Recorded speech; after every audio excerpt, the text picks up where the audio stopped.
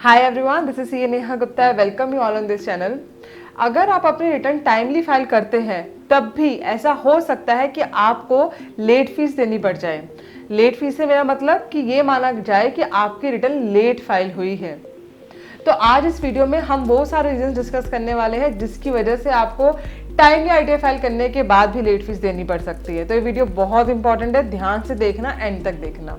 Video में आगे बढ़ने से पहले एक छोटी सी रिक्वेस्ट है कि प्लीज़ चैनल को सब्सक्राइब कर दीजिए, जिससे कि आपको नोटिफिकेशंस मिलती रहे और हमें मोटिवेशन मिलता रहे और काम करने का और मेहनत करने का। तो चलिए स्टार्ट करते हैं अपना वीडियो।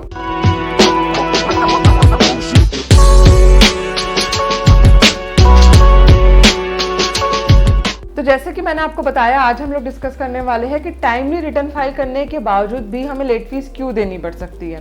उसमें से सबसे बड़ा रीज़न है कि अगर आप अपनी वेरिफिकेशन लेट करते हैं तो वेरिफिकेशन लेट करने के बाद होगा क्या, या तो अगर आपका टाइम चला गया है तो रिटर्न ही इनवैलिड हो जाएगी और तब वेरिफिकेशन का कोई मतलब ही नहीं बनता, और उस सिचुएशन में आपको फ्रेश रिटर्न फाइल करनी पड़ेगी with the late fees.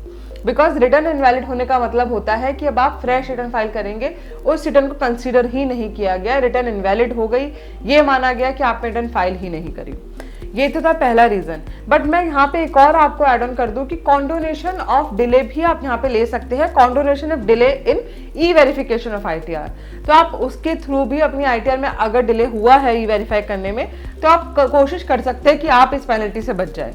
Second situation आती है कि अगर आपको डिफेक्टिव रिटर्न का नोटिस मिला है तो डिफेक्टिव रिटर्न के केस में अगर आप उस पर कोई एक्शन नहीं लेते हैं तो आपकी रिटर्न इनवैलिड हो जाती है। और जैसे कि मैंने आपको बताया, जब रिटर्न इनवैलिड होती है तो ये माना जाता है कि आपने रिटर्न फाइल ही नहीं करी। तो ऐसी सिचुएशन में आप जब आप रिटर्न फाइल करेंगे तो फ्रेश रिटर्न मानी जाएगी, इसलिए आपको वहां भी लेट फीस देनी पड़ेगी। सो ये कुछ इंपॉर्टेंट केसेस थे जहां पर आपको मेजरली लेट फीस देनी पड़ती है। बट ध्यान रखिए कि इसमें सबसे बड़ा कॉमन पॉइंट है कि जब रिटर्न इनवैलिड हो जाती है तो लेट फीस देनी पड़ती है। अगर आपको डिफेक्टिव रिटर्न का भी नोटिस मिल रहा है तो उस पर टाइमली एक्शन लीजिए, उसको ढंग से भरिए, क्योंकि डिफेक्टिव रिटर्न में भी ये बात क्लियर है कि वो मौका एक ही बार मिलता है। अगर दोबारा ऐसा होता है तो रिटर्न इनवैलिड ही हो जाएगी। तो इन चीज़ों का आप ध्यान रखिए जब भी अगर आप अपनी आईटीआई भर रहे हैं या किसी और की आईटीआई भर रहे हैं एज ए प्रोफेशनल, तब भी इन चीज़ों का ध्यान रखिए।